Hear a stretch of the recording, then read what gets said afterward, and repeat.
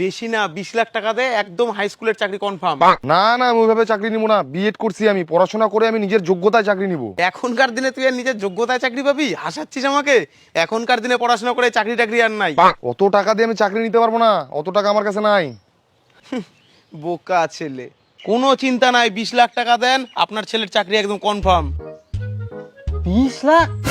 বেটা, এত টাকা দিয়ে চাকরি টাকরি নিতে লাগবে না। আরে দাদা, কিচ্ছু হবে না, আমার উপরে ভরসা রাখেন আপনি, আমি আছি তো।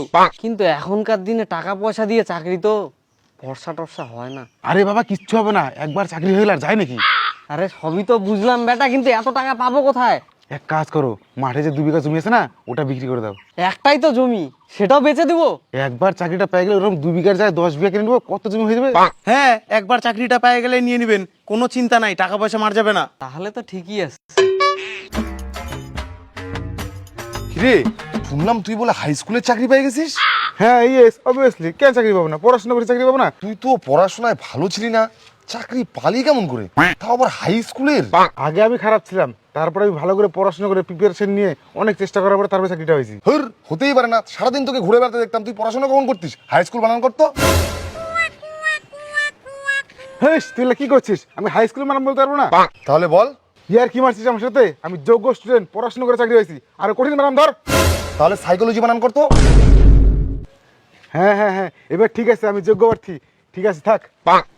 আরে বানানটা কর। ঠিক আছে ঠিক আছে।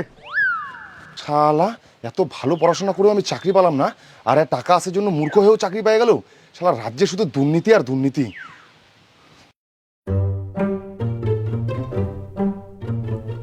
কি মাস্টারমশাই, সকাল সকাল কি বাজার নিয়ে যাচ্ছেন? আরে বাজারে সেরা কাতলাটা নিছি 500 টাকা কেজি। হ্যাঁ হ্যাঁ, আপনিই তো দামি মাছ খাবেন, মাস্টার বলে কথা। ঠিক আছে, থাক, বুঝলি, আমাকে আবার খাই দিয়ে স্কুলে যেতে হবে, থাক। প্রায় 26,000 শিক্ষকের চাকরি বাতিল। 2016 সালের এসএসসির গোটা প্যানেলই বাতিল। কলকাতা হাইকোর্টের রায় বহাল রাখলো সুপ্রিম কোর্ট।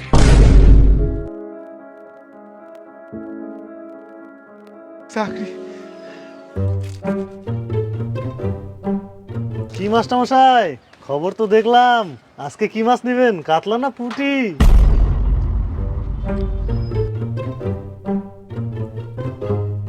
কিরে, চাকরি তো গেল, তোদের মতো লোকের জন্য যারা যোগ্য পরিশ্রম করে পাশ করছে তাদেরও গেল। তুই আমাকে কেন বলেছিস? আমি তো যোগ্য প্রার্থী। হাই স্কুল বানান করতে পারিস না, আর যোগ্য প্রার্থী? এই তোদের মতো লোকের জন্য যারা যোগ্য প্রার্থী তাদের জীবনটা নষ্ট হয়ে গেল।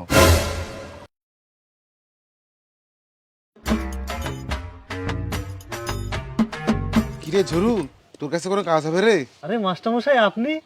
কাজ তো হবে মাস্টারমশাই, কিন্তু ব্যাপারটা হচ্ছে ঝরু না, ঝরুদা। তোকেও এখন ঝরুদা বলতে হবে? ঠিক আছে, তাহলে একটা কাজ দে ঝরুদা। দে না, দেন। ঠিক আছে ঝরুদা, একটা কাজ দেন।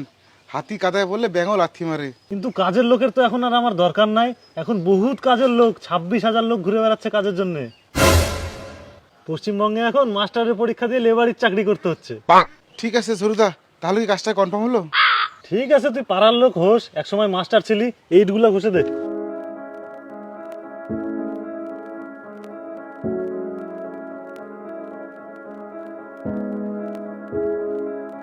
বুঝতে চাকরি পাইছি, এখন এই লেবারি করে টাকাগুলো শোধ করতে হবে, কিচ্ছু করার নাই।